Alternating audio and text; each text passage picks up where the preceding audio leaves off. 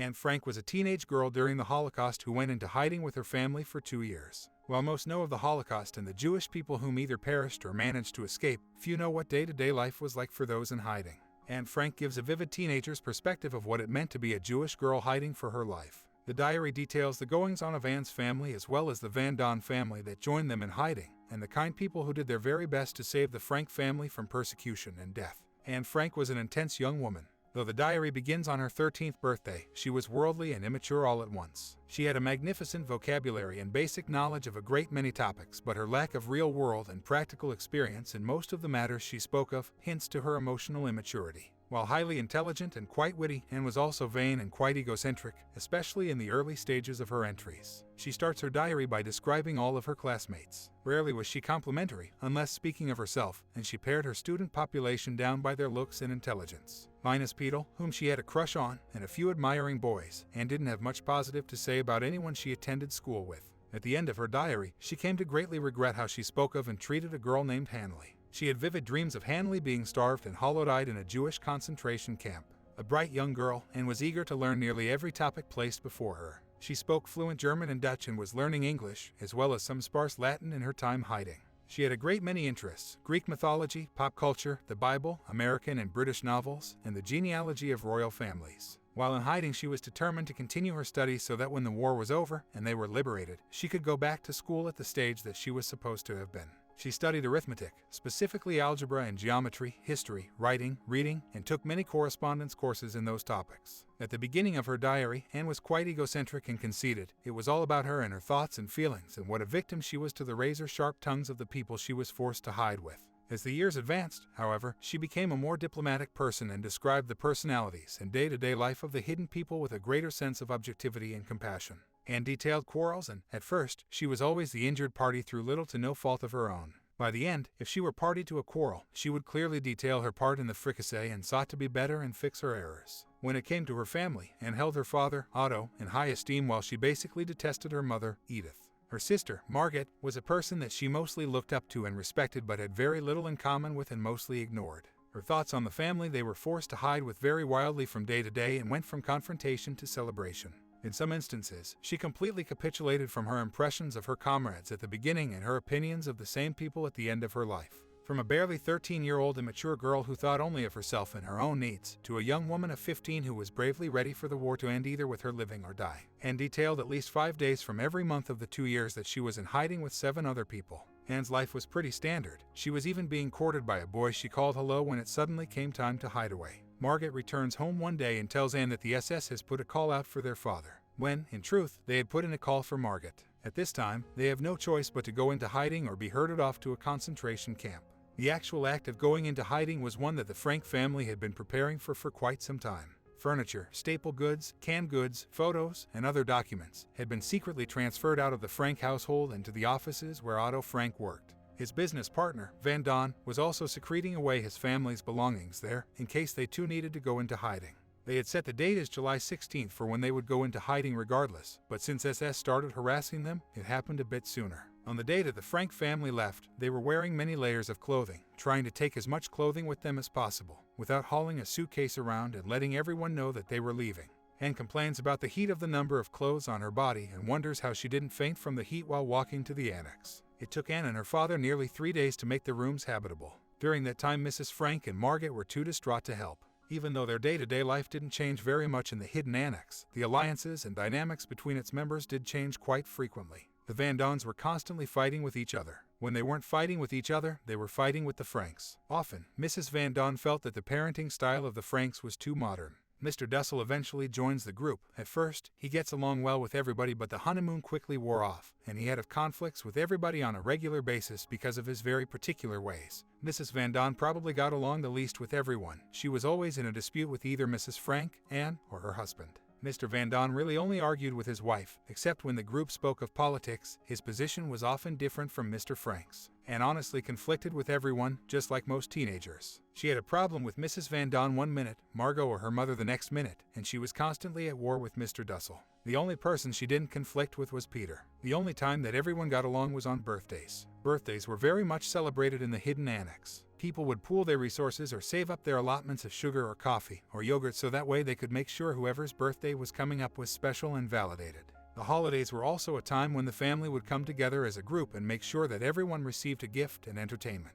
During these times, the people of the annex would put aside their differences, or put on hold things that usually set them off, and just focus on the moment and enjoyed each other's company. Another instance in which the people of the annex would come together was when there were break-ins at the warehouse. At those times, all of their lives were at risk, so everyone would come together in order to survive the moment. As the war progressed and the bombs were dropped, and gunfire became a common occurrence at night, the fear of these moments often united everyone. The families would pull together in one room, or they would check on one another and comfort each other through the gunshots and the buildings shaking when bombs were being dropped. Well, once the raids were over, it was back to the same arguments, the same conflicts, the same grudges that they had been having for the entire 2 years they lived together. It is hard to imagine what it must have been like to try and pass the time, day in and day out, without being able to leave and really without being able to communicate with anybody other than the 7 people that were living in Hidden Annex. During this time, the children, Peter, Margaret, and Anne, were all taking different correspondence courses. These courses included learning French, Dutch, English, Spanish, arithmetic, Latin, history, and, their favorite, shorthand. On Saturdays, the people that were helping them, either Mr. Clayman or Mr. Kugler, Meep, or Jan, would bring them new books to read. Sometimes the pastimes that they chose would create a little conflict. Peter Van Don wanted to read a book that his parents decided was too mature for him, for example. There were hours during the day that were set aside for studying, in the hopes that, when the war was over, the kids would get to go back to school. They wanted to be ready for when that happened so as not to fall behind in their academic pursuits. The grown-ups also had similar pastimes, learning new languages, that way they could be fluent in whatever country they ended up in when the war was over. Mr. Dussel was a dentist, and he often spent time dealing with dentistry and dental practices. An odd fact about him is that he spent clocked hours in the bathroom passing the time. It comes as no surprise that when they first moved into the Hidden Annex, the food was plentiful and healthier than at the end of their stay. Before they had to secret themselves off to the Hidden Annex, the Franks had canned a lot of foods, such as cherries and rhubarb. In the beginning, there were lots of ration books and prices were reasonable. What started out as having 3 meals a day with varying foods such as oatmeal in the morning, sandwiches for lunch, and then soup for dinner quickly became just one thing for all 3 meals a day. Eventually, it was all potatoes. They had fried potatoes for breakfast in the morning and mashed potatoes for lunch with powdered gravy. Then either baked or mashed potatoes at dinner with more gravy. They bought hundreds of pounds of beans in sacks. There's even an incident in which Peter goes to hang up a bag of beans, and it explodes, sending a wave of beans cascading around Anne's ankles. She's just standing in a sea of beans. The beans turned into bean bread, bean soup, baked beans, boiled beans, and any other version of beans you could think of. Anne referred to them as food cycles. She would detail how for 1 month all day it was beans, the next month all they had was oatmeal, and the next month all they had was strawberries, and then the next it was lettuce, etc. She would make observations as she looked through the blackout curtains in the windows. She noticed that everybody must be eating potatoes because the people as they walked by were getting fatter and fatter from eating so much starchy food. Milk, eggs, butter, oil, fresh fruit, and meat were very scarce and absolute luxury to have.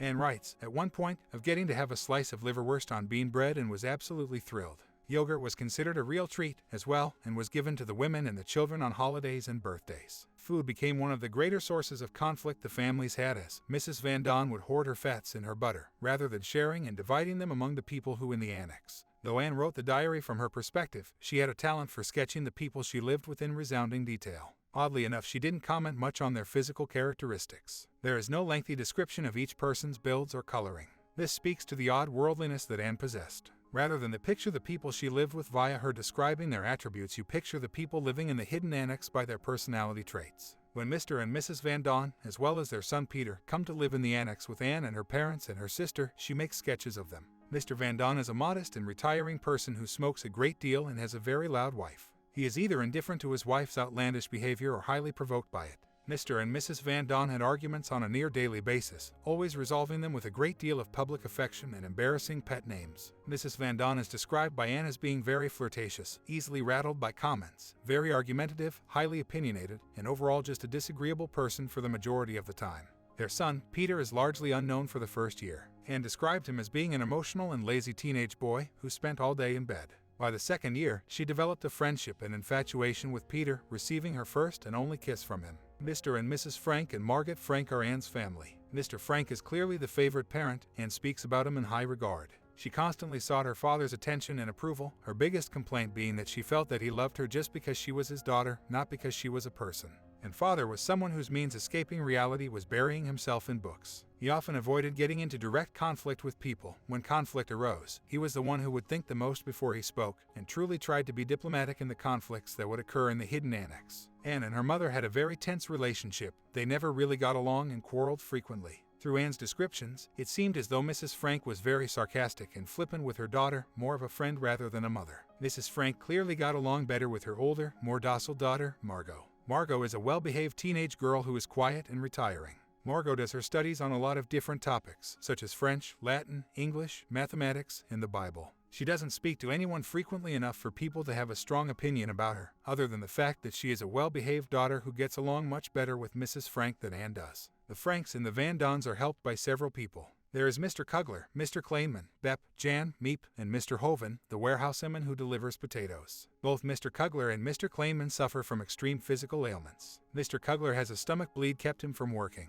Mr. Kleinman is diagnosed with a form of cancer that he suffers from the entire time the family is hiding in the annex. Bep and Miep are sisters who are always trying to take care of the hidden people. They bring them their correspondence courses, books, news from the outside world, and they keep them company as well as checking on them daily. They are the two main people that the hidden annex people interact with every day. Jan often comes when something terrible happens, such as the warehouse being broken into. In the last several diary entries, Anne goes back to her self-reflection. It was a very tough time. She wondered why the war had started, why she's being persecuted for being a Jew, and when it's all going to end. She wondered how the world could possibly go back to the way it was after all that it had been through. She was also very conflicted about the person that she was and how hard she was trying to be different. The last diary entry is on August 1st.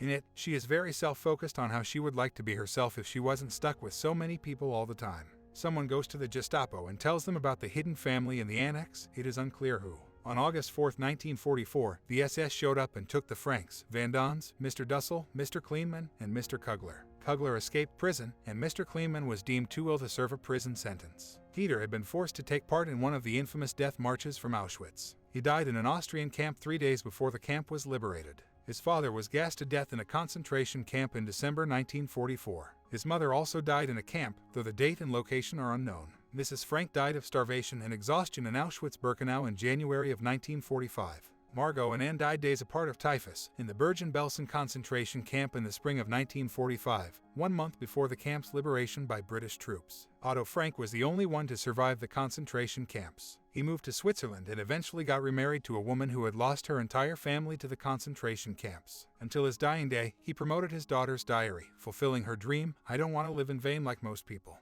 I want to be useful or bring enjoyment to all people, even those I've never met. I want to go on living even after my death."